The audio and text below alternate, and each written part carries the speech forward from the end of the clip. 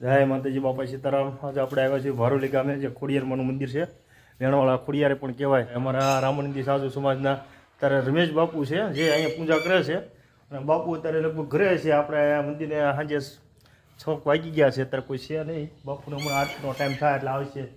અને તમે જોઈ શકો છો કે અહીંયા ખોડિયારમાંનું મંદિર બહુ મસ્ત છે, નદીની કાંઠે, ઉતાવળી નદીના કાંઠે આ મંદિર આવેલું છે। અને હવે તમને દર્શન કરાવું ખોડિયારમાંના। તો આ ખોડિયારમાંનું મંદિર છે, અને આ જો ખોડિયારમાંની મૂર્તિ, તમે ખોડિયારમાંના દર્શન કરો। નીચે પણ ખોડિયારમાંના 7 બહેનો અને ભાઈ મેરેખિયારે માતાજીનું બિરાજમાન છે। પાડાના પણ હમણાં તમને દર્શન કરાવી દઉં છે। આ પાડો અહીંયા માતાજીનો પરચો પૂરેલો પાડો છે। નાની એવું હતો ત્યારે માતાજીના પાડાએ પરચો પૂર્યો હતો। અને આ છે ઉતાવળી નદી, નદીના કાંઠે તે માતાજીનું મંદિર છે, બિરાજમાન છે। અને અહીંયા ચોમાસામાં તો કાંઈક અલગ જ વાતાવરણ હોય, અને આમાં પાણી પણ શરૂ હોય, ને આમાં માણસો, હજારો માણસો રવિવારે તો નાહવા પણ આવે છે। અને આ છે કદમનું ઝાડ। એ કદમનું ઝાડ તો આપણે કહે ને કે વાર્તાઓમાં, એમાં, કવિતામાં, પાઠમાં જોયેલું હોય। આ રિયલમાં તમને કદમનું ઝાડ દેખાડ્યું।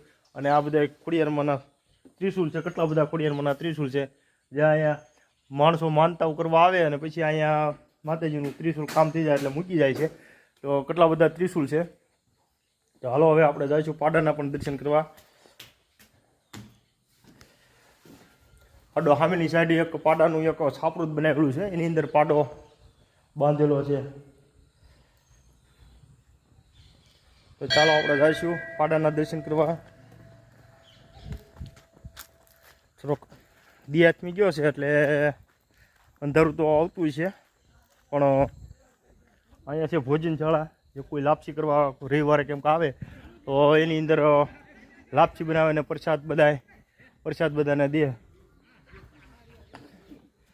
ને અહીંયા છે અહીંયા પાડો છે, જો તમે જોઈ શકો છો, આની અંદર પાડો બાંધ્યો છે। આ જ પાડાએ માતાજીનો પરચો પૂરેલો છે। સિહોરની અંદર કતલખાને લઈ ગયા હતા, ત્યાંથી 3 કટ્ટર ભાંગી ગઈ, અને પછી પાડો ત્યાંથી પાછો આવ્યો। અને જો અહીંયા બાંધ્યો, જ્યારે પરચો પૂર્યો હતો ત્યારે તો નાનો હતો, અત્યારે બહુ મોટો થઈ ગયો છે। અને અહીંયા જે માણસો દર્શન કરવા આવે, એ પાડાના પણ દર્શન કરવા આવે છે।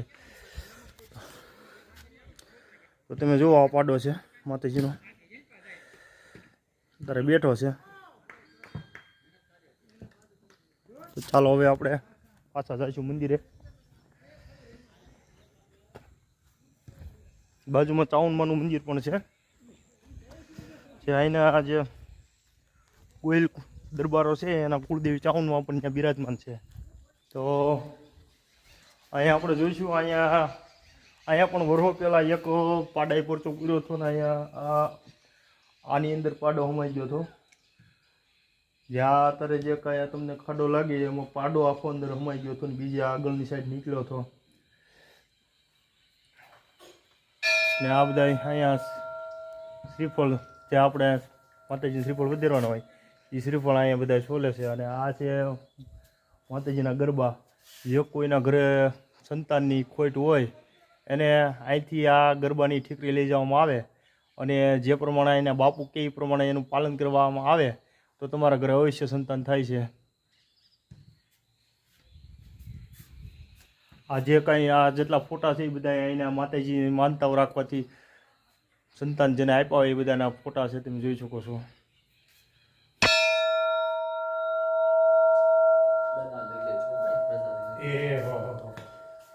છે ધજાદંડ, તો તમને ધજાદંડના પણ દર્શન કરાવી દો। આ છે માતાજીનો ધજાદંડ। તો અહીંયા બાજુમાં તે ચાઉનમાનું મંદિર છે,